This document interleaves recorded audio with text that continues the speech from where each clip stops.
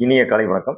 இன்னைக்கு நம்ம என்ன விஷயம் பார்க்க போறோம் அப்படின்னா, ஹவுசிங் லோன்ல fixed interest rate, floating interest rate அப்படிங்கிறத நம்ம இன்னைக்கு வந்து பார்க்க போறோங்க. ஃபிக்ஸ்டு இன்ட்ரெஸ்ட் ரேட் அப்படிங்கிறது நம்ம லோன் எடுக்கும் பொழுது குடுக்கக்கூடிய இன்ட்ரெஸ்ட் ரேட் கடைசி வரைக்கும் 20 ஆண்டுகள் வரைக்கும் ஒரே மாரியான இன்ட்ரெஸ்ட் ரேட் வந்து மெயின்டெயின் ஆகும். இது பேரு வந்து பார்த்தீங்கன்னா, ஃபிக்ஸ்டு இன்ட்ரெஸ்ட் ரேட் அப்படின்னு சொல்லுவாங்க. இதே ஃப்ளோட்டிங் இன்ட்ரெஸ்ட் ரேட் அப்படிங்கிறது நமக்கு நம்ம எடுக்கும் பொழுது ஒரு இன்ட்ரெஸ்ட் ரேட் ஃபிக்ஸ் பண்ணி குடுத்துருவாங்க.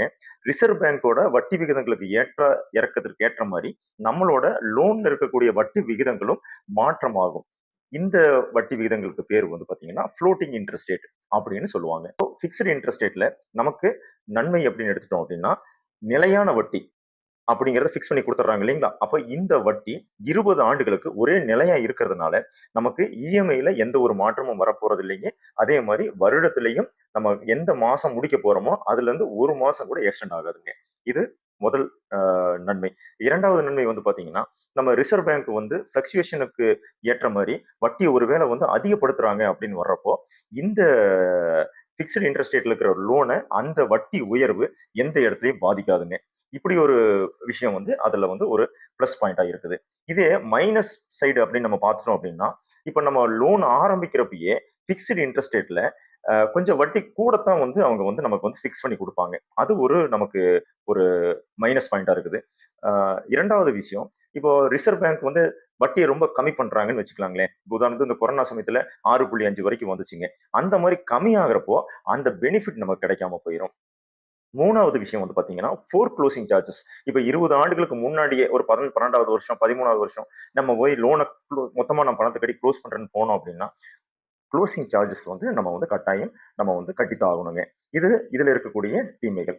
ஃப்ளோட்டிங் இன்ட்ரெஸ்ட்டோட நன்மை, தீமைகள் என்ன அப்படிங்கிறத இப்ப நம்ம பார்ப்போங்க.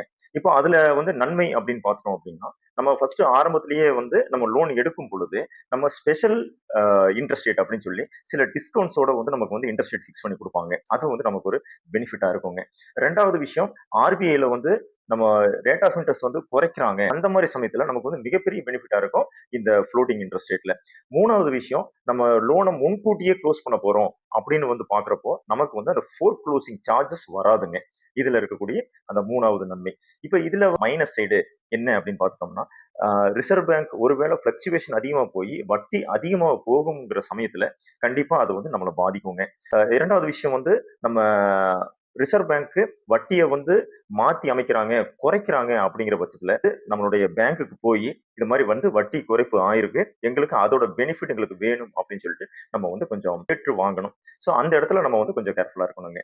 ஸோ இப்ப இந்த மாரியான 2 வ வட்டி விகிதங்கள் ஃப்ளோட்டடு, ஃபிக்ஸ்டு இந்த 2யுமே வந்து நம்ம பிரிச்சு ஆராய்ஞ்சு பார்க்குறப்போ, எது பெனிஃபிட் அப்படின்னு பார்த்தோம்னா, நமக்கு ஃபிக்ஸ்டு காட்டிலும் ஃப்ளோட்டிங் இன்ட்ரெஸ்ட் ரேட் நமக்கு வந்து பெஸ்ட்டா இருக்குங்க.